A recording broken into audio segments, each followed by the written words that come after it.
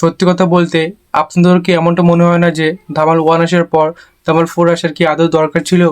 মাঝখানে পার্ট 2 আর 3 কবে এলো আর কবে গেল সেটা তো অনেকে ভুলেই গিয়েছিল। কিন্তু এবার আর ভুলে যাওয়ার সুযোগ নেই, কারণ কেউ জানেই না সিনেমাটি মুক্তি পেয়েছে। 2026 সালের সবচেয়ে বাজে মুভি নিয়ে ধামাল 4 থিয়েটারে এসেছে। আপনারা যদি welcome to the jungle movie নিয়ে ট্রোল করে থাকেন, তবে ধামাল 4 দেখার চিন্তা ভুলেও করবেন না। এটি একটি বিশুদ্ধ ননসেন্স সিনেমা। জোকসের নামে এখানে যা দেখানো হয়েছে, যেমন বাইক উড়ে যাওয়া বা সস্তা সব ডায়লগ, এগুলো দেখে হাসির বদলেই স্কুলের ছোট্ট বাচ্চাদের ক্লাসরুমের কথা মনে পড়ে যাবে। সিনেমার 3টি জিনিস সবথেকে বেশি খারাপ লেগেছে। 1 নম্বর কমেডি, মনে হয় যেন পুরোনো জোকসের ফার্স্ট কপি। দ্বিতীয়ত ভিএফএক্স এর গ্রাফিক্স দিয়ে মনে হবে যেন উইন্ডোজ এক্সপির পেইন্টের তৈরি।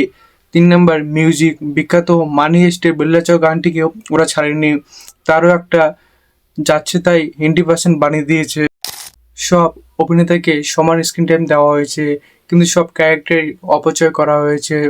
রিতেশের ভোজপুরি অ্যাকসেন্ট মাঝে মাঝে মজার লাগলেও সঞ্জয় মিশ্রার 100 মিনিটে 100 বার ব্রো বলাটা ছিল বিরক্তিকর।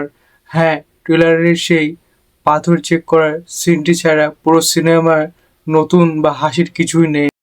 সিনেমার ক্লাইম্যাক্সে এমন কিছু আবেগপ্রবণ ড্রামা ঢুকিয়েছে যে মানুষ হাসতে এসেছিল সেটাই ভুলে গেছে। নস্টালজিয়া বিক্রি করে টাকা হয়তো আসবে, কিন্তু দর্শক বিনোদন পাবে না।